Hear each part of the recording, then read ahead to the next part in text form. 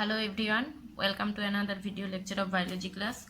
So today's topic is types of protein on the basis of their function. আমরা আগের দিন প্রোটিনের ক্লাসিফিকেশনে প্রোটিনকে তাদের শেপ ওয়াইজ এবং কেমিক্যাল কনস্টিটিউয়েন্টস ওয়াইজ কীভাবে ভাগ করা হচ্ছে সেগুলো ডিসকাস করে এসেছি।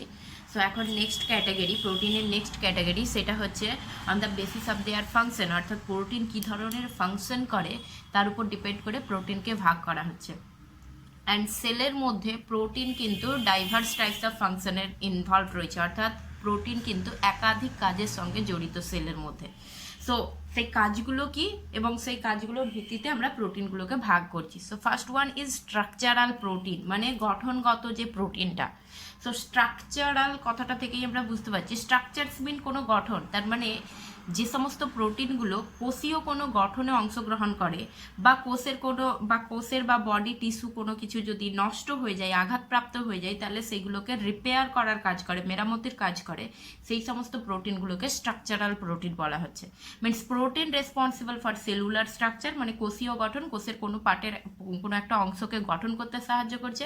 And repair of body tissue, অর্থাৎ বডির যে বিভিন্ন ধরনের কলা কোষ রয়েছে সেগুলো যদি আঘাতপ্রাপ্ত হয় বা নষ্ট হয়ে যায়, তাহলে সেইগুলোকে রিপেয়ার করার যে প্রোটিনগুলো কাজ করে থাকে সেগুলোকে বলছি আমরা স্ট্রাকচারাল প্রোটিন।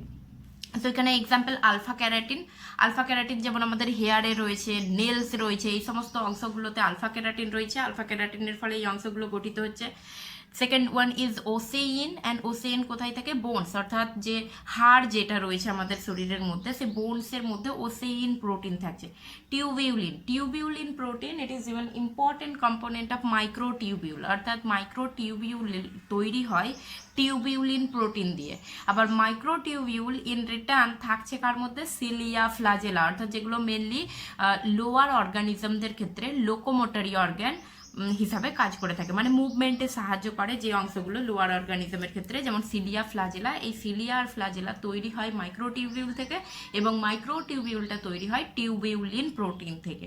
এছাড়া কোলাজেন আমরা আমাদের কানেকটিভ টিস্যুর মধ্যে দেখতে পাই। সো যে কানেকটিভ টিস্যু আমাদের বডির মধ্যে রয়েছে, সেই কানেকটিভ টিস্যু গঠনে কোলাজেন সাহায্য করে থাকে।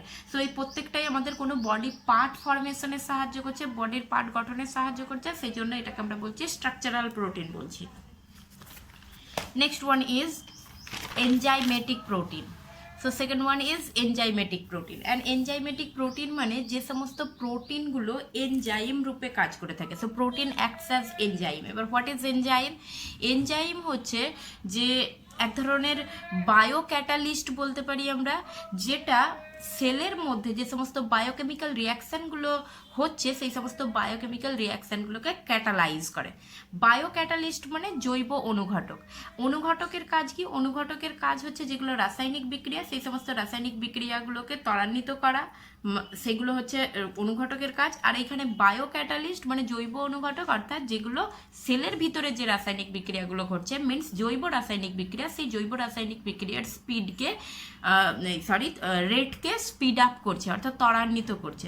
সো সেই জন্য protein acts as enzyme that catalyze biochemical reaction in the cell, অর্থাৎ এনজাইম যেগুলো রয়েছে সেই সমস্ত এনজাইমগুলো যে শরীরের মধ্যে বা সেলের মধ্যে যে সমস্ত বায়োকেমিক্যাল রিয়াকশন হচ্ছে, মানে জৈব রাসায়নিক বিক্রিয়া চলছে, সেই সমস্ত জৈব রাসায়নিক বিক্রিয়াগুলোকে ত্বরান্বিত করছে বা তাদের স্পিড হতে সাহায্য করছে, তাড়াতাড়ি হতে সাহায্য করছে। তো জৈব রাসায়নিক বিক্রিয়াকে ক্যাটালাইজ করছে বলে এদিকে আমরা এনজাইমকে নাম দেই আমরা বায়ো ক্যাটালিস্ট বা জৈব অনুঘটক। এবং এখানে মনে রাখতে হবে এনজাইমেটিক প্রোটিনের এক্সাম্পল কিন্তু অল এনজাইম। সো অল এনজাইমের মধ্যে আমরা এখানে বিভিন্ন ধরনের এনজাইমের নাম বলতে পারি, যেমন এখানে সেলুলেজ, পেপসিন, লাইপেজ, সুক্রেজ। আমরা কার্বোহাইড্রেট পড়ার সময়, ডাইস্যাকারাইড পড়ার সময় বলেছিলাম যে সুক্রোজকে ভাঙতে গেলে যে এনজাইম দরকার সুক্রেজ, বা হচ্ছে মল্টোজকে ভাঙতে গেলে যে এনজাইম দরকার তার নাম হচ্ছে মাল্টেজ। সো যা কিছু এনজাইম আছে সব all enzymes are proteinaceous in nature, অর্থাৎ সমস্ত এনজাইমগুলোই অ্যাকচুয়াল প্রোটিন এবং mainly tertiary protein. So tertiary প্রোটিনগুলো এনজাইম রূপে কাজ করে থাকে। নেক্সট ক্যাটাগরি হচ্ছে হরমোনাল প্রোটিন। সো কিছু প্রোটিন আছে যারা হরমোন রূপেও কাজ করে থাকে, এবং হরমোন আমরা জানি যে হরমোন হচ্ছে কেমিক্যাল মেসেঞ্জার, অর্থাৎ হরমোনকে আমরা কি বলি? রাসায়নিক দূত, chemical Messenger. So chemical Messenger তার কারণ হরমোন আমাদের দেহের বিভিন্ন পার্টের মধ্যে বিভিন্ন সিগন্যাল প্রেরণ করে থাকে, যে কারণে এটাকে আমরা কেমিক্যাল মেসেঞ্জার বলি। অ্যান্ড এই হরমোন, সমস্ত হরমোন কিন্তু প্রোটিনেসিয়াস ইন নেচার নয়, যেমন আমরা আগের ক্যাটাগরিতে বললাম যে সমস্ত এনজাইম প্রোটিনেসিয়াস ইন নেচার, বাট সমস্ত হরমোন কিন্তু প্রোটিনেসিয়াস নয়। কিছু কিছু হরমোন আছে যারা প্রোটিনেসিয়াস, অ্যাজ ফর এক্সাম্পল ইনসুলিন। যেমন ইনসুলিনের ক্ষেত্রে আমরা জানি ইনসুলিন আমাদের বডির গ্লুকোজ লেভেলকে মেনটেন করতে সাহায্য করে থাকে। সো ইনসুলিন হচ্ছে প্রোটিনেসিয়াস ইন নেচার অ্যান্ড এটা হরমোন রূপে কাজ করছে। সো ফাংশন ওয়াইজ এটাকে আমরা হরমোনাল প্রোটিন ক্যাটাগরিতে রাখবো। Next one is transport protein. Transport মানে কি? ট্রান্সপোর্ট মানে এক স্থান থেকে অন্য স্থানে নিয়ে যাওয়া, সেটাকে বলা হচ্ছে ট্রান্সপোর্ট। সো ট্রান্সপোর্ট প্রোটিন হচ্ছে proteins involved in movement of small ions, small molecules and macro molecules across the body. অর্থাৎ সেল থেকে বা বডির মধ্যে কোনো ছোট আয়ন, ছোট মলিকিউল, ছোট অণু বা বড় অণু, এইগুলোকে যে সমস্ত প্রোটিনগুলো সেলের ভিতরে বা সেল থেকে বাইরে নিয়ে যাওয়ার কাজ করে, সেগুলোকে বলা হচ্ছে ট্রান্সপোর্ট প্রোটিন বলা হচ্ছে। অর্থাৎ এরা সিম্পলি সেল থেকে কোনো অণু বা আয়নকে এরা সেলের ভিতরে প্রবেশ করাতে পারে বা সেল থেকে এরা বাইরে প্রবেশ করাতে পারে, বাইরে নিয়ে আসতে পারে। সো সেই জন্য এরা হচ্ছে ট্রান্সপোর্ট প্রোটিন, এক স্থান থেকে অন্য স্থানে নিয়ে যাচ্ছে, দ্যাটস ওয়াই এরা হচ্ছে ট্রান্সপোর্ট প্রোটিন। বা এদের আরও একটা নাম হচ্ছে ক্যারিয়ার প্রোটিনও বলা হয়ে থাকে, মানে ক্যারি করছে সেই জন্য এদেরকে ক্যারিয়ার প্রোটিনও বলা হয়ে থাকে, ক্যারিয়ার প্রোটিন। সো এটার এক্সাম্পল কি? এক্সাম্পল হচ্ছে Hb of RBC. Hb means haemoglobin. হিমোগ্লোবিনের ফাংশন আমরা জানি, haemoglobin transport oxygen and carbon dioxide. So আরবিসির মধ্যে, রেড ব্লাড সেলের মধ্যে হিমোগ্লোবিন থাকছে এবং হিমোগ্লোবিন অক্সিজেন এবং কার্বন ডাইঅক্সাইডের ট্রান্সপোর্টে সাহায্য করে থাকে, মেনলি গ্যাসিয়াস এক্সচেঞ্জ যেটাকে বলছি আমরা। সো গ্যাসিয়াস এক্সচেঞ্জে হিমোগ্লোবিন সাহায্য করে থাকে, সেই জন্য হিমোগ্লোবিন কিন্তু ওয়ান টাইপস অফ ট্রান্সপোর্ট প্রোটিনের মধ্যে আসছে। এছাড়া পারমিয়েজ অফ সেল মেমব্রেন, সেল মেমব্রেনের মধ্যে পারমিয়েজ প্রোটিন থাকে, যে পারমিয়েজ প্রোটিন বিভিন্ন ধরনের স্মল আয়ন্স বা মলিকিউলসের ট্রান্সপোর্টে বা ক্যারি করতে সাহায্য করে থাকে। Next one is contractile protein. Contractile protein মানে যে সমস্ত প্রোটিনগুলো সংকুচিত এবং প্রসারিত হতে পারে, এবং সংকোচন এবং প্রসারণ হওয়ার জন্য এরা কিন্তু মুভমেন্ট এবং লোকোমোশনে সাহায্য করে থাকে, অর্থাৎ গমনে বা কোনো কিছু মুভমেন্টের সাহায্য করে থাকে এরা। সো কন্ট্রাকটাইল প্রোটিনের এক্সাম্পল হচ্ছে আমাদের বডির মধ্যে যে প্রোটিন রয়েছে অ্যাক্টিন এবং মায়োসিন, এরা হচ্ছে আমাদের মাসেল সেলের মধ্যে রয়েছে, এবং এই যে আমরা পেশি, হাত পা যে নাড়াতে পারছি, মুভমেন্ট করতে পারছি, সেটা কিন্তু এই অ্যাক্টিন এবং মায়োসিনের জন্য। সো মাসেল যে কন্ট্রাকশন হচ্ছে, পেশির যে সংকোচন ঘটে, সেটা কিন্তু অ্যাক্টিন এবং মায়োসিনের জন্য, এবং এরা যেহেতু সংকুচিত হতে পারছে, দ্যাটস ওয়াই এরা কিন্তু কন্ট্রাকটাইল প্রোটিন এদিকে বলছি আমরা। Next one is storage protein. And storage protein মানে যেখানে আমরা স্টোরেজ কার্বোহাইড্রেট বলেছিলাম, সো স্টোরেজ কার্বোহাইড্রেট মানে কি? যে ফুড স্টোর করে রাখা, অর্থাৎ যে সমস্ত কার্বোহাইড্রেটগুলো ফিউচারের জন্য ফুড স্টোর করে রাখছে, সেইগুলো হচ্ছে স্টোরেজ কার্বোহাইড্রেট। একইভাবে স্টোরেজ প্রোটিন মানে হচ্ছে যে যেখানে প্রোটিন হচ্ছে একটা রিজার্ভ ফুড, অর্থাৎ যেই প্রোটিনগুলো সঞ্চিত খাদ্য হিসাবে কাজ করে থাকে বা খাদ্যকে সঞ্চয় করে রাখে, সেইগুলোকে বলা হচ্ছে স্টোরেজ প্রোটিন। স্টোরেজ প্রোটিনের এক্সাম্পল হচ্ছে casein of milk. Casein of milk, so মিল্কের মধ্যে, দুধের মধ্যে যে প্রোটিনটা থাকে সেটা হচ্ছে ক্যাসিন বলছি, সেটা হচ্ছে স্টোরেজ প্রোটিন। মেজের মধ্যে এক ধরনের প্রোটিন থাকে যার নাম হচ্ছে জেইন, সো জেইনও হচ্ছে এক ধরনের স্টোরেজ প্রোটিন, অর্থাৎ এগুলো ফিউচারের জন্য ফুড স্টোর করে রাখছে।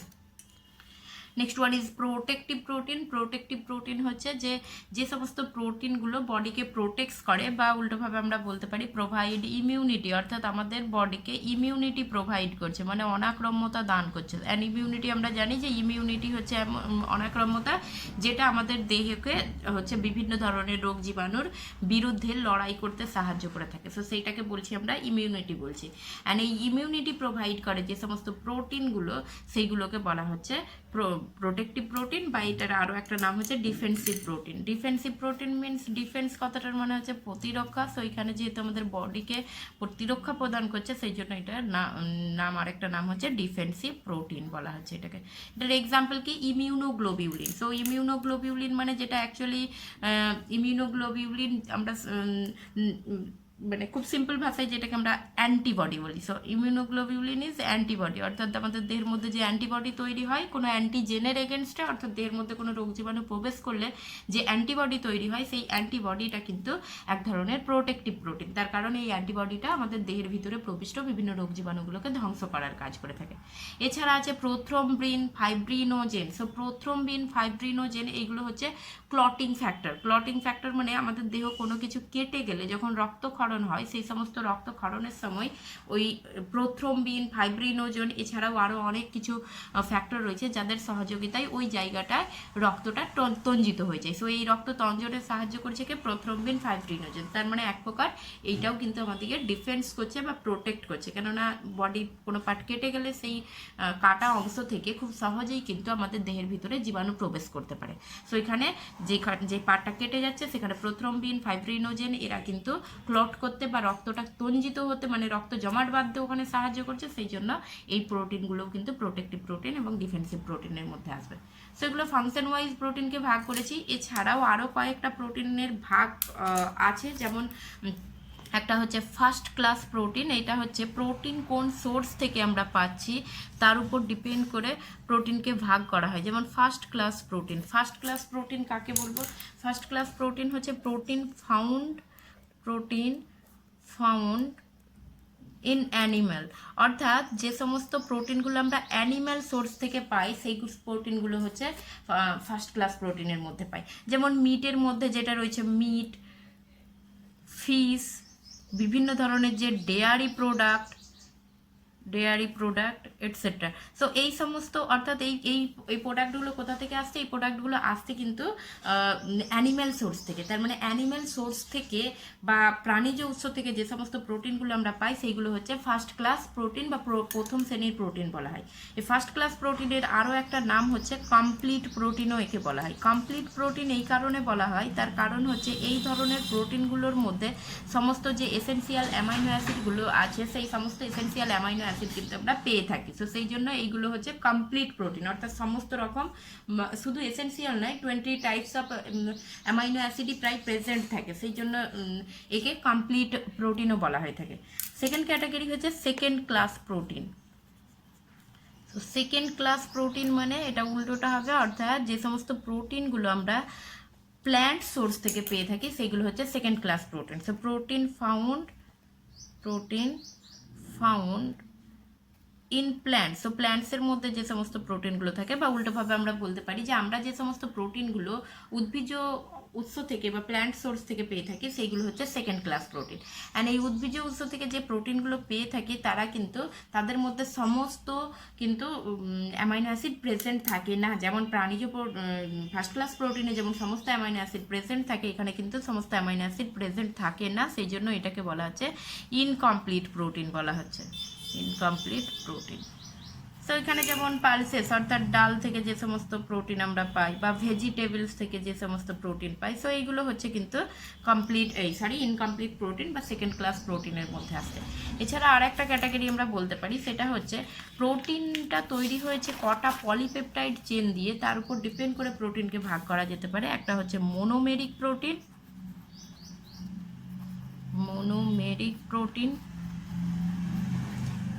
মোনো কথাটার মানে হচ্ছে সিঙ্গেল, তার মানে মোনোমেরিক প্রোটিন মানে made up of only one polypeptide, অর্থাৎ যেখানে একটাই পলিপেপটাইড থাকবে, made up of only one polypeptide. So যেখানে একটা পলিপেপটাইড দিয়েই তৈরি হবে সেগুলো হচ্ছে মোনোমেরিক প্রোটিন। অ্যান্ড আরেকটা হচ্ছে মাল্টিমেরিক প্রোটিন। অ্যান্ড মাল্টিমেরিক প্রোটিন, মাল্টি কথাটার মানে হচ্ছে অসংখ্য, তো মাল্টিমেরিক প্রোটিন। অ্যান্ড মাল্টিমেরিক প্রোটিন মানে যেখানে হচ্ছে অনেকগুলো প্রোটিন থাকবে, পলিপেপটাইড চেন থাকবে। So made up of more